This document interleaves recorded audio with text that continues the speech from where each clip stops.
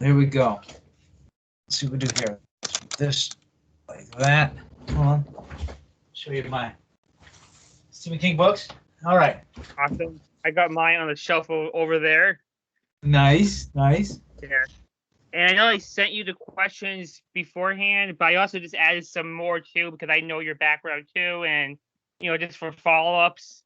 So I guess we can just do a little introduction about who you are and what you know what you do, what what you do for a living.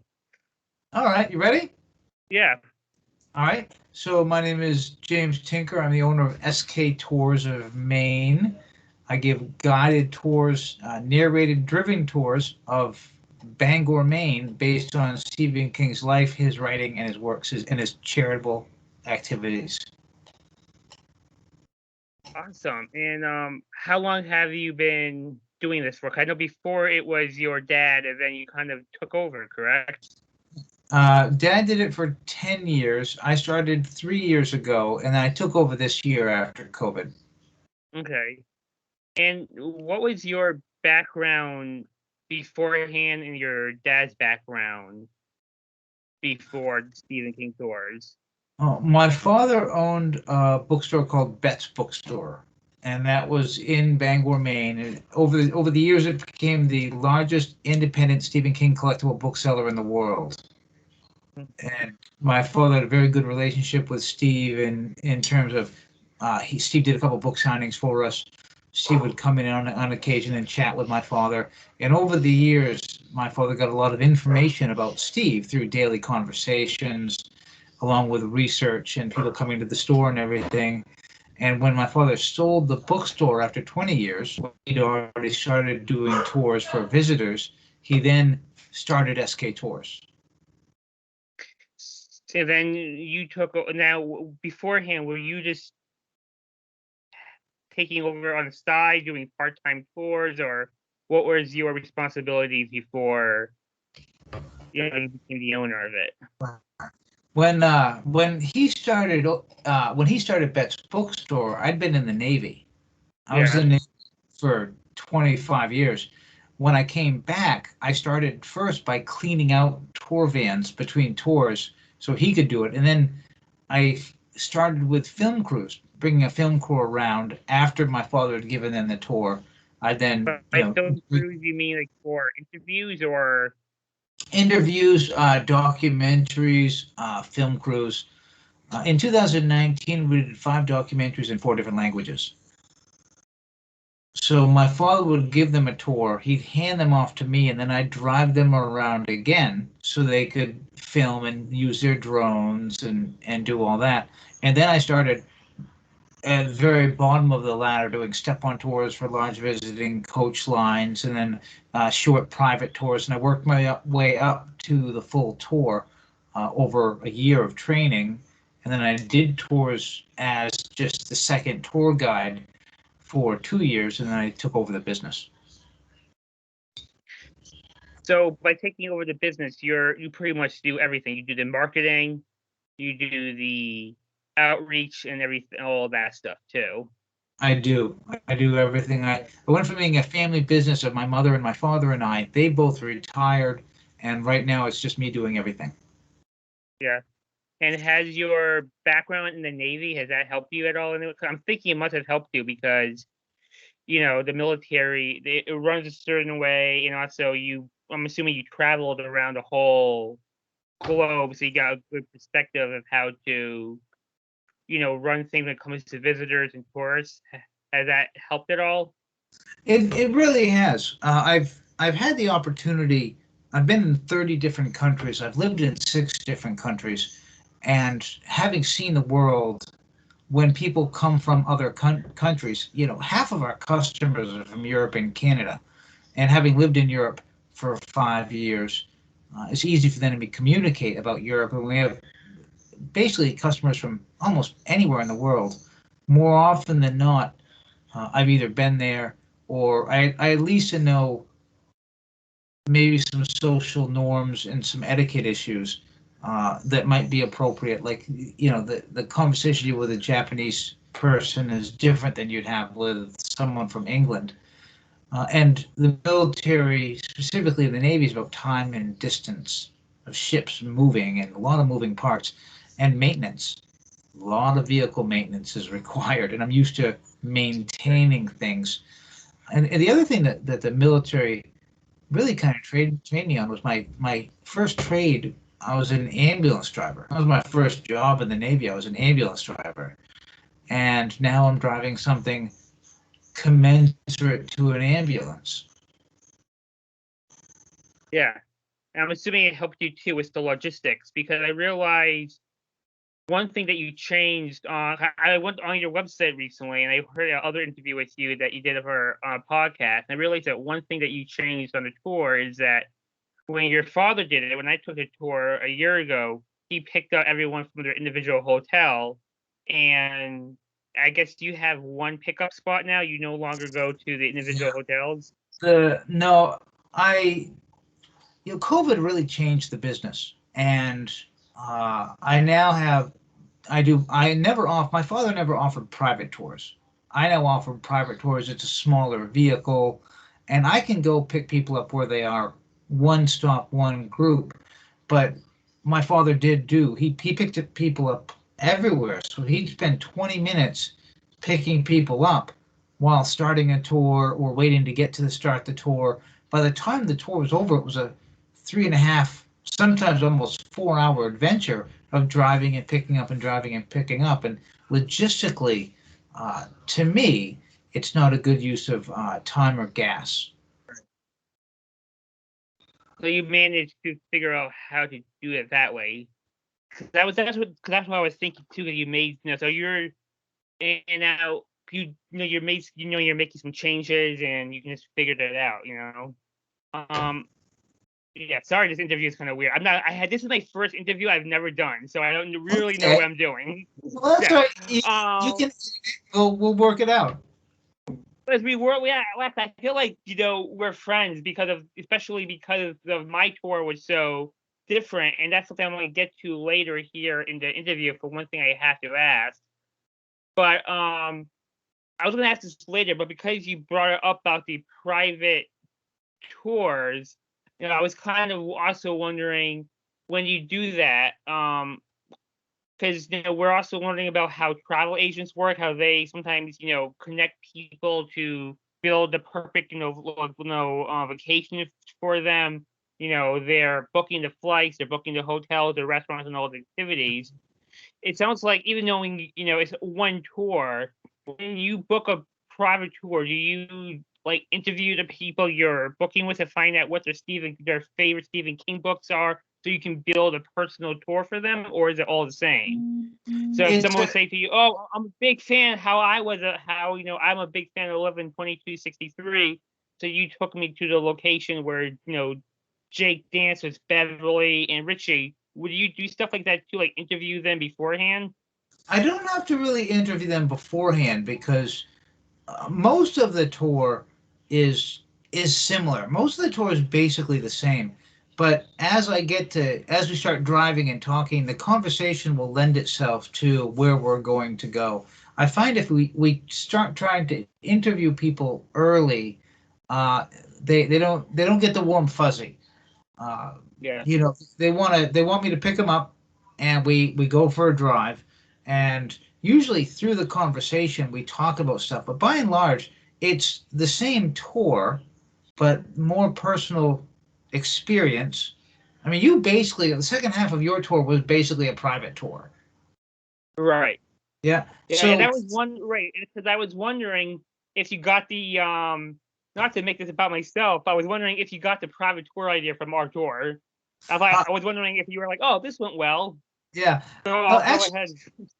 When my dad did this 2 tours a day every day for about 10 years, and he was picking people up everywhere.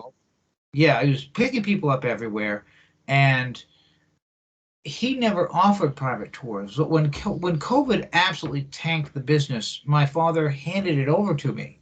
He was burned out. He's too tired, and I didn't want to do that. I don't want to burn out. I want to do this for forever. I want to do this until I can't. So I had to find a way to build a business model that doesn't exhaust me. The red van you were in for the second half of your tour, that's easy to drive, right? The big bus, that's considerably harder to drive. So I do I'm the assuming you need a I'm assuming that you need like a special license or training to do that too, correct? I need it. The special license is required for the number of seats in the vehicle. If you only have 15 seats, a driver and 14 passengers, you don't need a commercial license. But driving something big like that does require training, and my father and I are both trained in that, and that's not a problem. And to me, it's no different than driving an ambulance. But my father never offered private tours. He exhausted himself. I designed a business model so I won't exhaust myself. So private tour in the morning, 14 people, full tour in the afternoon, without picking people up at 5 different locations, because Takes time. that's the exhausting bit, and that vehicle is too big to be moving through parking lots. It's no fun. So I designed the business model basically so I could ensure my own longevity, and to offer a, most tour companies have tiers of offerings. They have tiers of offerings, and Right. we only had one offering. So now I'm creating tiers. I have the small private tour, the large private tour, the regular tour, and soon we're going to come out with a luxury tour, and that's going to be a much nicer vehicle. And people, when COVID hit, we lost everything. Right. But I was when going to ask you. people, I mean, that's a question about COVID is something I was going to ask early. I was going to ask later on. I have a whole list. I kind of need to get back on track, but I think it's okay if I ask them out of order here. And that is because I remember you mentioned COVID. So I remember you were telling me in the van during our tour that the amount of when COVID hit, the amount of tours that you were doing in 1 week was like the amount of tours you're doing in 1 month was like how much you averaged actually in a week before COVID. And now absolutely. I heard in a interview that you did on a podcast recently on a Stephen King podcast that now you're booked solid for 2 months. So I was wondering, how were you able to turn it around? Did you hire outside help from like a marketer or a tour packager, or is it all self? And are you marketing online through Instagram? You know, so Mhm. how were you able to turn the numbers around? Well, it's really not that I've had to do much, because I'm in a very tight, very specialized market. Right. Yeah. I've got the audience. I don't have to, like, you know, try to get people from Bangor. It really all comes down to people when they were ready to travel. And when COVID almost went away, but we opened states up and people could travel from state to state without a vaccine, they still didn't want to be around people. And for a certain amount of time, I legally had to only fill my vehicles at like 1/3 to 1/2 capacity. I had to ensure social distancing. They had to be wearing masks, and that's what stopped everything. April of this year, March of this year, first half of May of this year was dead. But then people started getting vaccinated. People started to feel better about getting out there, and then travel from state to state got big, and then people started coming up, and I didn't have to do anything but say it's time. My limitations were based primarily on the state's requirements in terms of working in the world of COVID, and as the state changed its requirements, I could open up more seats. Awesome. So it wasn't really much of the advertisement. It was just more of the regulation, and it just now it's back to normal. And with that and the new business plan that you have in place, I'm assuming that's why you're booked solid now. Yeah, I'm booked solid. I'm turning people away every day, and it we lost a year's worth of bookings in the second 2 weeks of March of 2020. We lost everything. Everyone canceled. Everyone went away. Like Canada and Europe is not open yet. Half of our customers are from Canada and Europe. I was going to ask that later on. That was one of my questions. What percentage of your customers are international customers, and how much does that hurt your business? Well, it Would hasn't you say hurt yet, it's but half? Would you say it's half of your business come from international, or is it half from Canada? Because for Europe they have to fly over, but because you're in, Bangor, Maine, you're like what, like 2 hours from the Canadian border? yeah, yeah. I'd say it's a good. Uh, Honestly, when Europeans want to travel, flying to the U.S. doesn't seem to bother them. I'd say, I'd say it's a good half and half, Canada and Europe, and then there's a good 10% from other countries. But Canada and Europe are mostly it, and they honestly make up between 40 and 50% of my client base, and those aren't open. So all these people in America that were locked in their homes that had booked a tour and had to cancel it, or was hoping one day to book a tour and they couldn't do anything for a year, and now they can do something. They're all going on adventures. Yeah. They're all getting out of the house. They're all going for whatever they can do, and uh, this was on their bucket list 3 years ago. So now they're doing it. They're catching up for lost time, I believe. So I got another question here, getting back on track of my list of questions here. What are 3 things you like most about your job? Well, I'm a Stephen King fan. Yeah. So I get to study and read and pay attention to Stephen King's stuff, which makes me the happiest guy in the world. I like. I guess one of the most important parts of this job is I was in the military for a long time, and by and large, we're not having a good time in the military. It's not a fun profession. People come here specifically to have fun. They're here to have an experience. They're here to have a great time, and that makes it easy for me to show them a great time. Very easy. They want their fandom validated. They want to be here and be fans and talk about King, and I get to do that with them. And for me, that's very validating, and it gives me a very healthy social peace in my job that it's hard to get something that way where you're having a good time all the time. And the And third you're one, okay with having like the same conversations, but sometimes people can get burnt out, and you're okay with having the same exact conversations over and over again.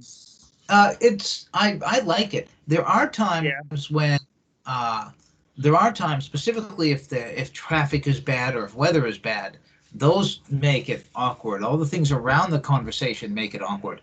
But even though I've said I've said the same 4 lines on the same block 400 times this year, the people hearing it, it's by and large their first time. First time, yeah. And that's what energizes me is that they're, even though I've done this a 1,000 times, they haven't, and they're getting it for the first time, and they're having a good time and enjoying it. Now I noticed on TripAdvisor, we talked about that in class, how that's mostly personal reviews and people's more personal experiences rate, how things like the services. You have mostly 5-star reviews. And I'm wondering, have you ever been contacted by like AAA or anyone to give you like a diamond star rating, or any like official travel book or agency? Right now, the only thing we're following is the only thing we're paying attention to is TripAdvisor. That's what my father did, and I haven't had enough time to dig into the business to do anything else. I've been this season. I have just been head down. What we were doing, if it was working, I'm still doing it. I am getting help next year. I am gonna have someone take over the office, so I'm not running the office, and hopefully I'll get more energy to invest in the great ideas that I'd like to put time in. But I only get basically 2 months off to do anything other than tours, and that's January and February. Yeah, because it's funny. 'Cause I talk to people who own businesses too, in service business. They say the hardest part is the back office stuff. They would rather be in the front, with the people, and hire someone else. So, the next question I had here is, what are 3 things you like least about your work? I'm assuming that's doing all the bookkeeping and all the back office. Yeah, I don't mind the back office stuff. I don't mind the bookkeeping. I enjoy paying attention to that. The things I don't like, uh, right now, the thing I don't like is a change between the old business model and the new business model. I'm halfway between the two. As an example, on Sundays, when they were booking tours, let's say in July, someone booked a tour. That morning tour started at 9. What I found is I can't finish the 9 o'clock tour, clean out the vehicles, get food, do the office, do everything else, and then do the next tour. I need more time. So that the time crunch of doing everything myself between tours or after work is the part I don't like, and that's gonna lighten up. But right now, this is a 16-hour day. which is Well, stressful, and then you don't have time to relax and do your own thing. right now there isn't, but that's part of owning a business. If you own your own business, until you get it right, your head's going to be down quite a bit. Another thing let's see, other things I don't like about this job right now. I don't like that I am turning people away every day. The the drive for people to come see me, I currently can't meet. I have a supply and demand problem. I can't supply as much tours as I want to give. Hopefully next year, my father, I can get it behind the wheel of a van, and I'm training a new driver for next year. So hopefully next year will be better. But right now, I'm the only tour business of any type in Bangor, Maine at all. Right. And you're So doing everything. yeah, and I'm doing everything. So, but it's the supply and demand thing. I could limit the supply by raising, or the demand by raising the price. That's a common model. Is if you have too much demand, raise the price, and that will slow it down. But I And don't I want to make. have realized that too. That since I took the tour Z, like you raise the price like $5, I think, and I think you used to have kids under 12 for free, and now they pay a price. Well, another part of that is kids being free is nice, but when you're running a business, you have to define who your ideal customer is. My ideal customer is not an 8-year-old. It's a Stephen King tour. So a Right. price point is very important in controlling the supply and the demand. And I don't want to change the price point so that it's not accessible to the average person. I'm not trying to give a tour to only people who can pay an exorbitant amount of money. I want the average Stephen King fan. But the average Stephen King fan is not 6 years old. No. So my ideal customer is not a 6-year-old. I can't say six Right. year olds, And that's but that also too. I'm assuming it would take up a room on a seat. So it kind of says to the fans, okay, if the parents are fine with the Stephen King tour, maybe keep the 6-year-old in a hotel or have a babysitter or whatever, and the parents can go on the tour. yeah, and that's kind of awkward for everybody. Right. When people come here, they're coming here, they're staying in a hotel. Someone either has to stay with the child and not come on the tour, or they bring the child on the tour. The other thing I've done is limit the number of children on the tour. So the tour of 14 people, only 2 of them can be children. We've had 6 children on a tour before. And allowing children to be free, again, they're not the ideal customer. And there are some people who then will take the whole event because they like something free for 4 of their kids. It doesn't happen much. It only has to happen once to put a bad taste in your mouth. But when it comes to doing this right, you have to define your ideal customer. And also, my ideal customer is not a Labrador Retriever. No. But pets were allowed on any tour for free. Now pets are only allowed in a private tour because we've had customers be afraid of dog, allergic to dog, people trying to touch people's dogs. Don't need that. So again, in defining the ideal customer, I want people to bring kids. I want them to bring their pets. They can do that in a private tour. Have the kids dress up as George and put like a yellow slicker on them. Absolutely. But I find, by and large, in just adding a $20 price to kids, I'm having drastically less children on the tour.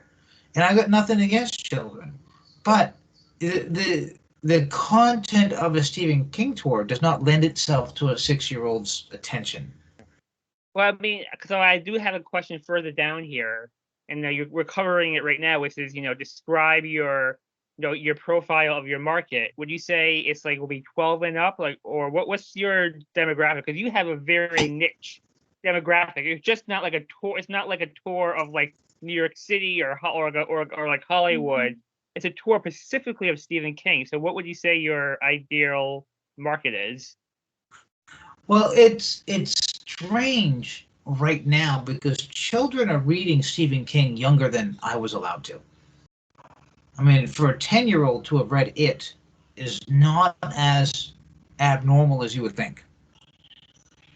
Right. And but also the audience that grew up with Steve in the 70s, like my parents were in their 60s, 70s, 80s. So the audience of people who have read Stephen King is anything between 10 and 80 or beyond. They're huge Stephen King fans, and they're constant readers. But to say, other than that, and I'm just going to say, my demographic right now seems to be older people, and the biggest states are New York, New Jersey, Florida, and Texas. Those are my So biggest. by order, do you mean I mean, 65 baby boomers? So, yeah. okay, I thought you would have more millennials on the tour. Well, we have a lot of millennials. We do, but I think the people who I'm seeing more of right now, there's a lot of boomers. There's a lot of boomers going on tours, but they're also retired or they're retiring. They have more time to travel than the millennials who have to like work.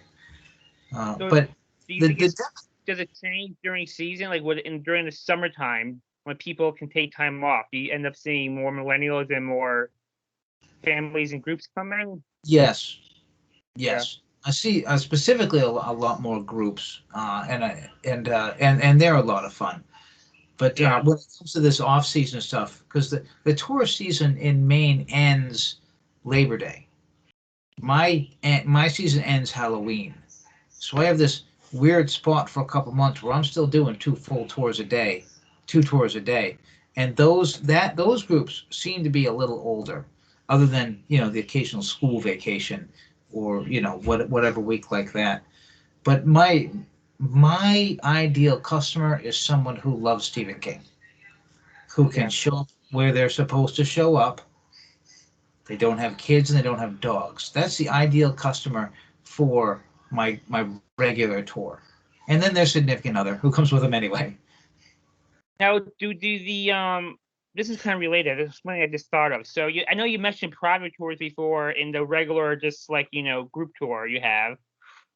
Is there a demographic difference in between people who take the private tours and people who take just the regular tour? I don't think so right now. I get more families, but by and large, a private tour, more often than not, they're couples. They're couples taking a private tour. And when we talk about price point, the regular tour is $55. The private tour is $250. And I'm seeing more couples on that $250 private tour than anything else. Yeah. Okay, so I got another question. Here's another question. They want me is know what kind of benefits or paid vacations do you get? But you kind of answered that because it's a own business, it's an LLC. You don't get any benefits at all. You have to do your own health insurance and all of that. Yeah, I'm going to do everything myself, and it's not that hard. Provided, see, the only people that work in this business are owners. I'm an owner. My father's an owner. My mother was an owner. I'm getting married later this year. She will be an owner. She's taking over the business. Thank you. Owners are exempt from a lot of stuff that you must pay employees. So I don't have employees. I have owners. Right. And that I mean, I'm fortunate that I get to do that. Employees, traditional employees, there's a tax burden. There's no fun. And there's everything that goes with it. And as laws change, it makes it harder to have employees. And most companies, I've never seen so many help wanted signs in my life. It's a Yeah. good thing I'm not looking for employees because I don't think I'd find any. No. Unless if someone was begging you to work because they were such a big Stephen King fan. I have had. So you have had that happen before? Mhm. Yeah.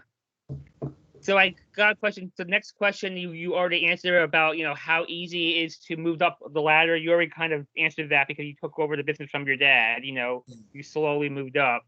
So this is one they want us to answer. This is an important one. This is and this is kind of related to my incident, and this isn't going to be in the public. Only my professor is going to see this. So I don't want to damage your business at all, but I would say that we were in an accident because one of the questions here is about how has safety changed from terrorism, in the business, and how do you put up with it, and everyone goes with it. So I was wondering, since the accident that we had, because we were hit by a crane, has anything changed? Like, has your insurance gone up or anything? Yeah. The insurance hasn't changed. The insurance Okay. hasn't changed.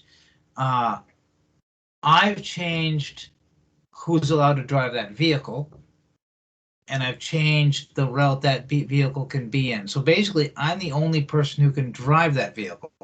My father doesn't drive that anymore, and it's on a route that I have validated. So I don't end up driving within 4 inches of a crane. Uh, and there is an extra level of insurance if you want terrorism insurance. And I have increased my insurance, not just the auto insurance, but the general umbrella liability insurance, because someone could fall out of the vehicle off the step any minute. Right. And I need to be ready for that happens. And so the insurance hasn't changed, but I've added more insurance, and really just comes down to engineered controls to make sure people aren't doing things that they're not supposed to be doing. So do you have any other, so what are some safety protocols you put in place during an actual tour? People have to be wearing seat belts. I have to be mindful of the route. And every time we get off the vehicle, I have to say, please be careful from getting off the vehicle in this spot right here. This is a wonky spot. Please be careful. I have to just be mindful of the people. Primarily, it's a seated tour. And when I see risk, I don't let them out of the vehicle. If someone's got a mobility issue, I'm not going to bring them down to the Barrens. If someone obviously is having trouble getting in and out of the vehicle, I'm not going to create an environment where they're required to. And that's really Awesome. it's all engineered controls based on who's in the Right. van at the time. Because sometimes you get people on this van with serious mobility issues, and they won't let me know before they arrive that they have serious mobility issues. And once they Do get you here, have now I forgot, does the bus have one of those ramps that can go down for like a wheelchair or a walker? No. nope. In my private vehicle, in my new private vehicle, I'm going to put a lift assist chair, and the chair will go and down and back up, and I can put someone from their chair up and in, and then put their chair in the back. But the biggest issue about safety for me is engineered controls, but I don't get to do that until I see the people and see that they can or cannot walk. And then I kind of have to do it on the side, because even I put on the website, if you have any questions about mobility, loss of hearing, content, let me know in advance. They don't. So it's kind of adventure when they show up, and I have to kind of assess them right there, like, how is this person's mobility going to affect the route or the content or the getting in and out of the vehicles. And sometimes I don't stop at places because I don't want someone getting out of the vehicle at all. Sure. And you probably have, I'm assuming, certain places where you know to pull over and not to pull over. Yeah, Yeah. absolutely. So how do you see your business in the broader business model of the tourism industry? Like, where do you think you fit? I'm quite literally in a little tiny corner. Now, in Maine has 1.3 million residents in the state. Every summer, there are 30 to 40 million visitors to Maine. That's a lot of people, right? We can say probably 10 million of those people come to Bangor, and 20 million of them in total do either Bangor, Mount Katahdin, or Bar Harbor. Right now, I will see maybe 3,000 of those people a year.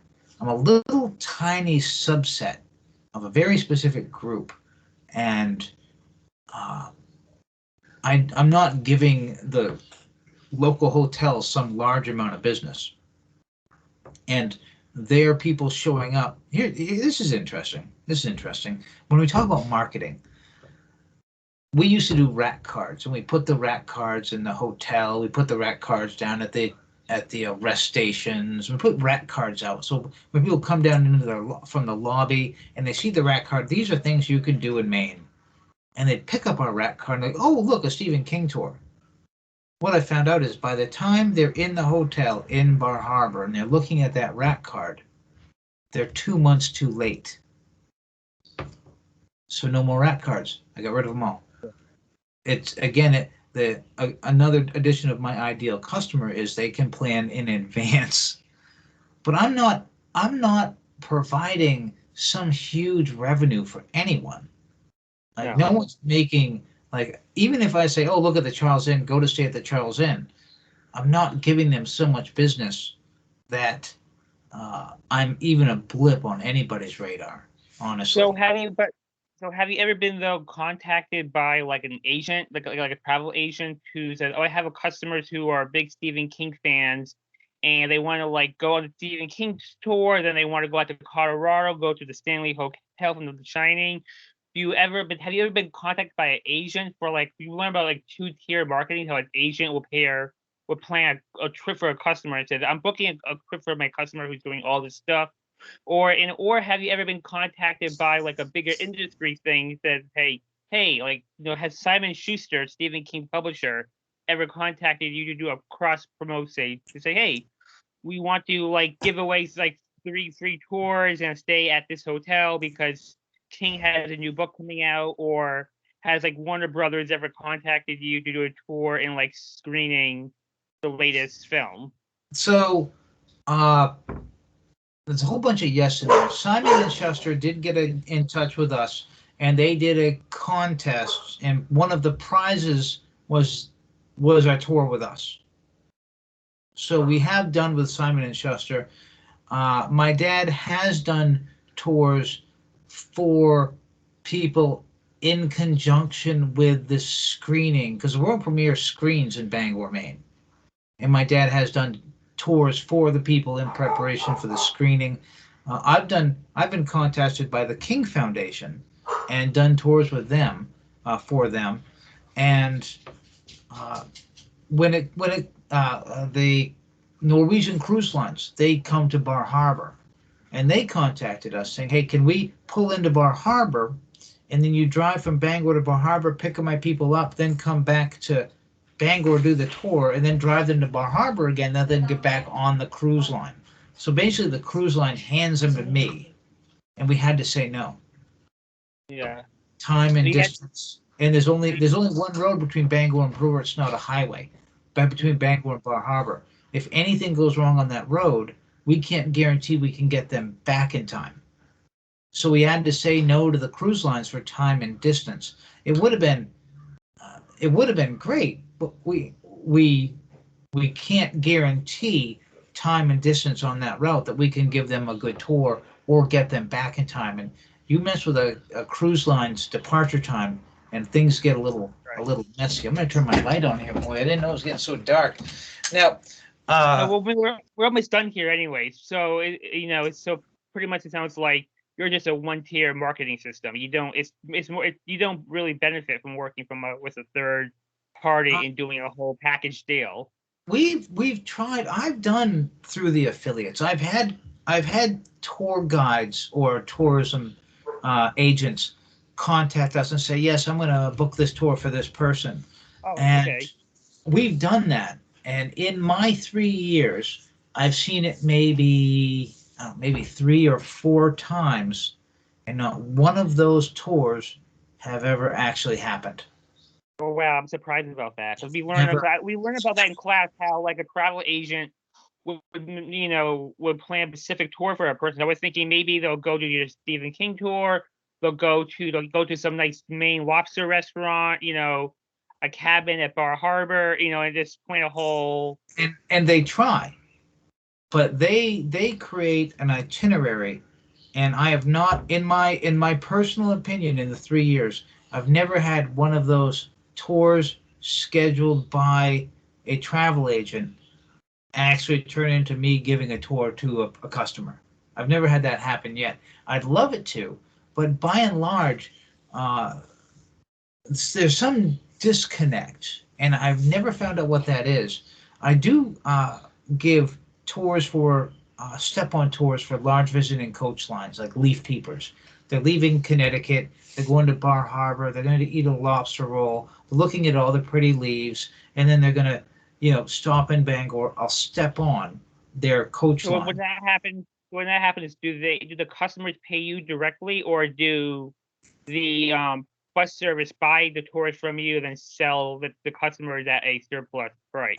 It is my understanding is they're paying for a package, and one item in that package is my tour. So they pay me, but the tour they're on is a 5-day tour package.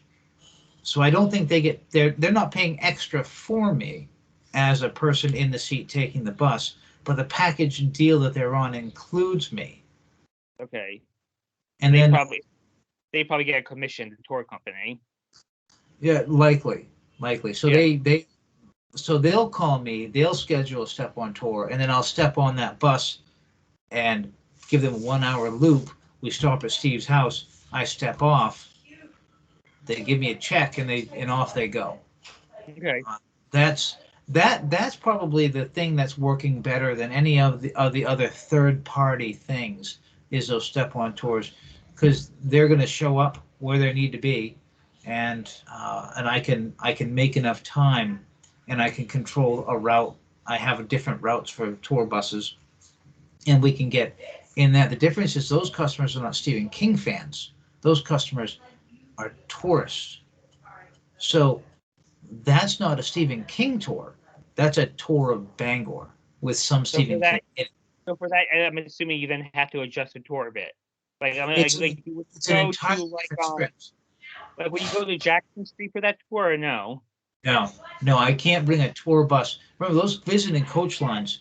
I'm in the Right. residential area. I can't get it in a lot of streets, so I have to be very careful of the main roads, buses taking right and left hand turns.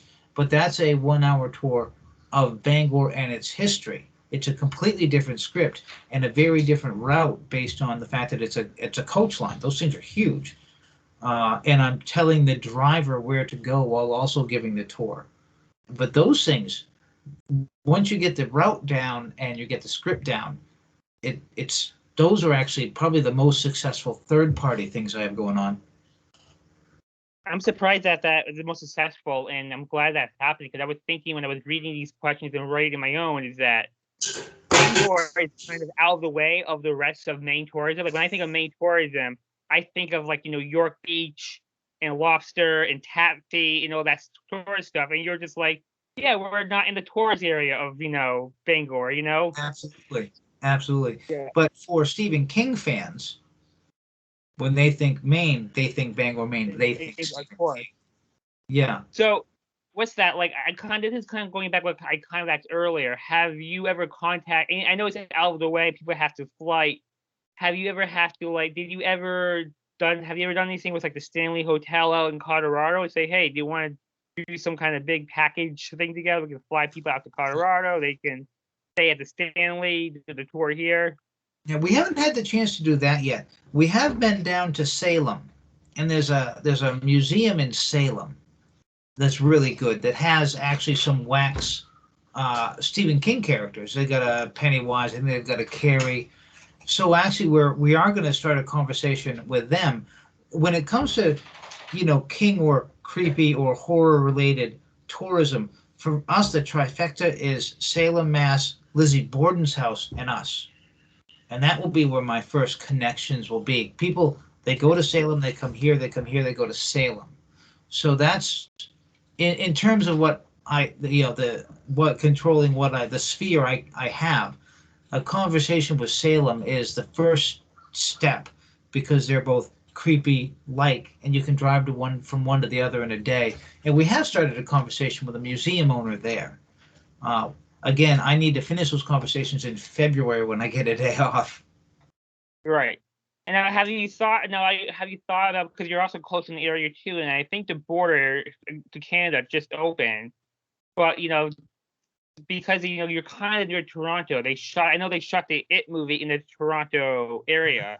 Yeah. Have you ever thought about maybe kind of expanding and doing some stuff there too for people who want to see the film sites? I know that I'm assuming a greater portion of your market haven't read the books because unfortunately people don't read, but they do watch movies. Has that ever happened where, I remember on the tour that I took with you, the two girls on the tour, they haven't read the books. They were only big fans of the It film. Right. And that's a weird trend is we get a lot of people on the tour who have watched 15 Stephen King movies, but we have this new trend of people who they just think It is cool.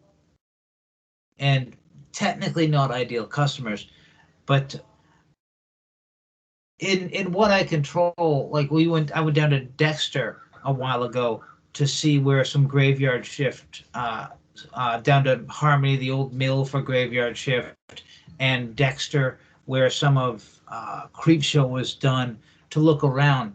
I'd like to get down to Durham. I'd like to check out some more of these things, but right now there's more in Bangor and surrounds than I can fit into the 3 hours I have. And I just want to get this, and since I just took over the business, I just want to get this right. So not looking to go any much further. I do want to have connections, but I have not yet had the time to travel to these places, shake hands, and meet them. And I want to see their tour. I want to see the museum. Yeah, I was gonna ask that too. Have you tried reaching out, or have you just, because you took over the business now, got any ideas from, like, I know like Breaking Bad does a tour of Albuquerque. So I was wondering if you contacted them and conversed, and that's also a family business. It's a husband and wife team that does that. They take them to all the locations to there. I want to go sit on those tours. I want to be a customer. My goal is to be like a tourist. I want to be the person who just like, hey, where is this? What is this? And I want to sit on these tours. If I can find a tour something like what I do, I want to go sit in it and I want to watch how they do it. Because specifically for companies that are doing this longer than I have, they're going to know more. But my big goal is to understand the customer experience. Right. I need to go be a customer. I need to go sit in these things. I need to travel these. I need to have the map and get lost. And like, cause I've done every tour of the Bangor Historical Society. They do tours of Mount Hope Cemetery and a ghost tour and a walking tour of the fire of 1911. I've done all those tours. So I just want to go see them and sit in them and then see, where that takes me. Right. Awesome. Well, thank you so much. I mean, that's like the last question I have on the list here. Okay. And I know we had like 50 minutes of interview here, looks like. One thing why I was wondering though, when the tour changes, do you ever like try to read the books beforehand, or does King ever talk to you? Like, oh, I'm writing a new book that takes place in Derry. You may want to go here. That's I'm gonna wait for this message to someone's calling. I don't know how to mute this phone. Hold on. Okay, so That's an interesting. I'm rereading every book in order right now. But I'm also trying to watch things as they come out. But right now, I'm reading The Stand. There's not a lot of Derry stuff in The Stand, but there are Stephen King life connections in The Stand. And then when I read The Long Walk is in Maine. And when I read The Long Walk, I'm going to find maybe they walk past RM Flag. Maybe they walk past Mount Hope Cemetery, and he says it. I don't know. I didn't read that book. I read that book when I was 16, right? So as I reread every book in order, I'm going to find more stuff that interests me and will interest my audience. But when I find things that interest my audience, what comes out of the tour to put something new in?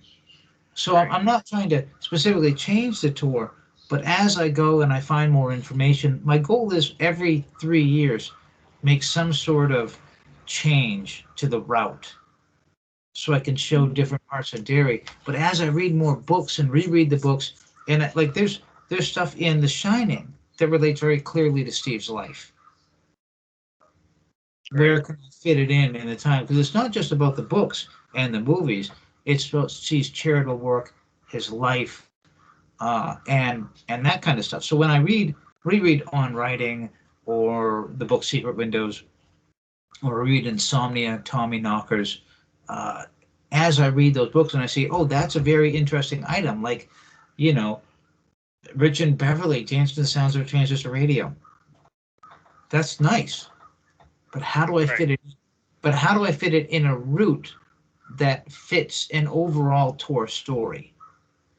Because if you're just going, hey, look at this, hey, look at this, hey, look at this, and it's not some sort of larger entertaining story, then it gets kind of choppy.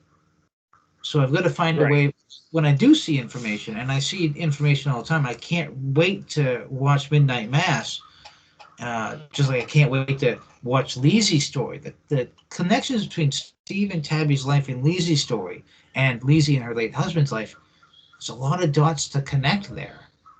And as I find them and I connect them, how do they fit in a 3-hour story? So when you say 3-hour story, so you're pretty much, when you do your tours, you have like a whole script and you have like a story, and so it flows nice. There's just not random locations all over the place. Right. And that story changes. That story changes every tour. The tour I give today is not the tour I gave when I started. And it constantly changes. And when I find something I want to talk about bad enough, something has to come out of the tour to put something new in the tour. And when I do that, I need to think about the 3-hour story I'm telling. But it's a Stephen King story, not a what interests me story. Right. And so I know that Steve kind of like helped out your dad in the beginning. And he obviously knows about the tour. Is he still involved in any way? Does he ever does he ever contact you, or did you ever contact him, or is he kind of just backed away now, let you do your thing? I saw him a couple weeks ago, and I just said, "Hey, Steve, welcome back." He said, "Hey, how you doing? Nice to be back." And we passed the night. He didn't say "Get off my lawn, kid," which is nice, but it's more common for the person running the King Foundation to reach out to me, and she'll say, "Hey, I've got someone coming up. It'd be great if you can give them a tour. Here's their itinerary. Can you do something for them?" And then I'll get Dad out of retirement and likely do a tour for him. But I would love to get 10 minutes with Steve or with the King Foundation or someone, but Steve's relationship was with my father, and I don't want to push my luck right yet. And he's in Bangor so rarely now that when I do see him, he's on a daily walk, and I don't want to interrupt his daily walk. Or stop him in the road, because then he's going to get inundated by fans. Now I did King on Screen. They're making a documentary for Stephen King called King on Screen, and they're doing this huge documentary, and I'm working with them a little bit for working out they want to film the introduction to their documentary in Maine. So I help them work out the location and talk to people and connect some dots. And Steve has agreed to help them with their documentary. And that will be nice. And hopefully I'll get it in there. But I don't want to use my father's name or push the fact that I'm the new guy in town. Right. Because I was wondering if he ever gave you advice, not like really gave you advice, but you said that you're rereading the books to find out information. I wonder if he ever said, hey, by the way, Jamie, you probably don't know this, but such and such, you may want to show this on your tour. Yeah. Oh, thanks. Not yet, but man, I've got questions. Holy Yeah. cow, I've got questions. And at one point I'll be like, hey, Steve, can I ask one question? And either he'll say yes, or he'll say something extremely to the opposite of that. And I don't need that second answer. I don't need that. So I'm not pushing my luck.